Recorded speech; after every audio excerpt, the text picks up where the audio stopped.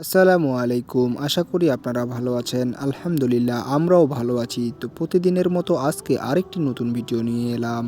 তো আমরা কিছু দূর যেতে যেতে আমাদের সাইকেলের হাওয়া শেষ হয়ে যায়। আল্লাহর রহমতে আমরা কিছু দূর গিয়ে দেখি এক সাইকেল মেকারের দোকান খোলা রয়েছে। তো আমরাও সাইকেলের হাওয়া দেওয়া শেষ করে নিই।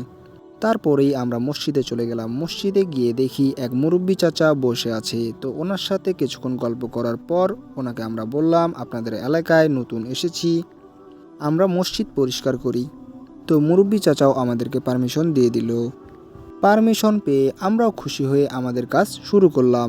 তো শুরুতেই আপনাদেরকে দেখাবো মসজিদের কি অবস্থা রয়েছে। আমরা সর্বপ্রথম উজুখানা, বাথরুম এবং কি ট্যাঙ্কি এগুলা দেখাবো কি অবস্থায় রয়েছে। এগুলা দেখতে দেখতে আমরা সর্বপ্রথম উজুখানাটি পরিষ্কারের কাজ শুরু করি। কাজ করতে করতে আমাদের সাথে ইমাম সাহেবের দেখা হয়ে যায়। তো ইমাম সাহেবের সাথে অনেকক্ষণ কথা বললাম। উনি আমাদেরকে বলল, তোমাদের বাসা কোথায়? তো আমরা আমাদের অ্যাড্রেস ওনাকে দিয়ে দিলাম। ইমাম সাহেব আমাদেরকে আরেকটি কথা বলল, তোমরা কি এই কাজের বিনিময়ে কোনো টাকা নেবে? আমরা ওনাকে বললাম, না, আমরা এই কাজটি করার জন্য একটি টাকাও নেব না।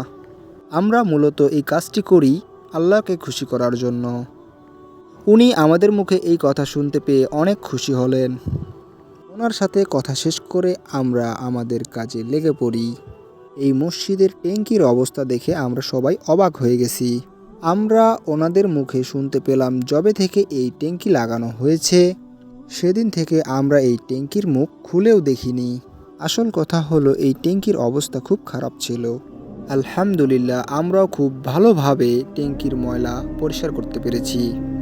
আমাদের প্রত্যেকের বিশেষভাবে খেয়াল রাখা উচিত মসজিদের আশেপাশের ময়লা নিজ দায়িত্বে পরিষ্কার করা। আমাদের কথার মাঝে কোনো ভুল থাকলে আমাদেরকে ক্ষমা করবেন। আর আপনাদের জন্য দোয়া রইল। আপনারা সুস্থ থাকবেন, ভালো থাকবেন। আসসালামু আলাইকুম ওয়া রাহমাতুল্লাহ।